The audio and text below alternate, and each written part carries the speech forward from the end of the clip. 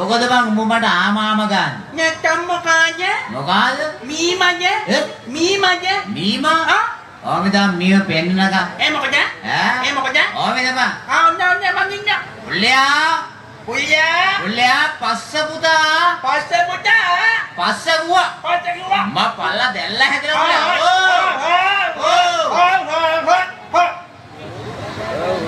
මොකද උඹ නටන්නේ? උඹ මොකෝ නටන්නේ? දැක්කද? දැක්ක මං නටනවා. ආසාවට. මේ කරත්තේ අයිතිකාරයා උඹද මමද? උඹනේ.